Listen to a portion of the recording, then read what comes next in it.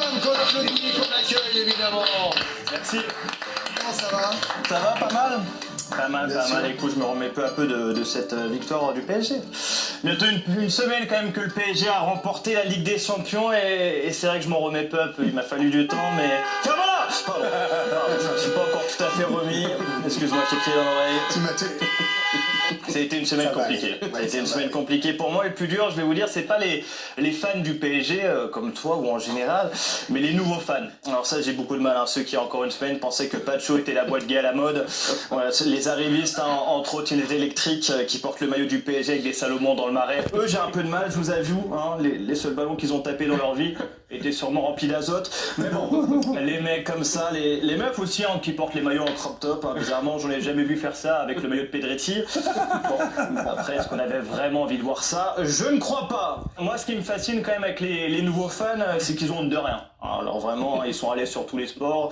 Je peux leur parler de basket, de tennis, même de natation. Hier, je parlais avec ma pote, elle me disait, tu sais, moi, quand j'étais jeune, j'ai adoré Yannick Agnel.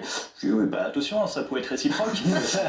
Du coup, avec ces nouveaux fans de sport, j'ai adopté une technique assez stricte. Voilà, quand des nouveaux fans du PSG veulent me parler foot, je dis, oh, tu sais, moi, le football, depuis Nice là, j'ai arrêté. Voilà, c'était trop. Et là, ils s'arrêtent. Et pour ça, je tiens à le dire, merci Raymond. Parce que tu me sauves de bien belles situations. Mais bon, pour changer les idées, il y avait la Ligue des Nations qui débutait mercredi soir avec Allemagne-Portugal. Les Allemands d'ailleurs qui vont passer de Adidas à Nike en 2027. On n'avait pas vu un tel changement depuis Rafou qui était passé de Kiabi à Célio. Ça m'arrive de la bouche, c'est vrai.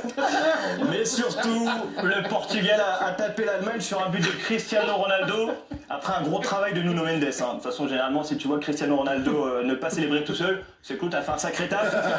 Alors, beaucoup de monde a crié au scandale sur le but parce qu'il serait hors jeu, mais quand on revoit les images, on va les voir, il est derrière la ligne. Donc voilà, c'est les mecs qui veulent nous faire comprendre.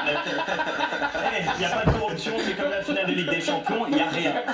Et surtout l'équipe de France. Oui, quel match, je voulais juste me permettre, si tu permets Greg, de rappeler aux joueurs français, vous avez le droit de défendre, c'est permis dans le football, voilà, je voulais juste être sûr qu'ils le sachent. Clément Langlais, on l'avait quand même pas vu en équipe de France depuis 2021, et à la fin du match, tout le monde avait compris pourquoi on l'avait pas vu en équipe de France depuis 2021, et en plus on perd contre ces Espagnols là qui se la racontent. Merino face au PSG c'était Fantomas, face à l'équipe de France c'est Djibril Cissé à son jubilé, pour te dire le niveau de la défense en face. Alors heureusement, on sauve un peu le match devant grâce à la rentrée de Ryan Cherki. Magnifique Ryan, là on a la réincarnation de Zizou, et là je vous le dis c'est sérieux, je parle pas de Marvin Martin qui me servait encore la viande ce matin à Carrefour Contact. On l'embrasse. Et très bonne viande, en plus je me suis régalé. Là on parle d'un futur crack, bientôt on devrait voir son maillot au marais avec des Salomon. Non, il a été très fort, on a même cru à l'égalisation à un moment donné, ça s'est joué à un dégagement. Dommage que ce soit Colomwani dans la surface adverse, quoi, c'est con. Ce qui m'embête un peu, c'est que pour certains, le ballon d'or se jouait là, donc ça devrait être Lamine Yamal, ce petit insolent qui le récupère. Ça m'empêchera pas de dormir, personnellement. Dans les actus, On termine quand même avec Louise Boisson, j'étais obligé d'en parler.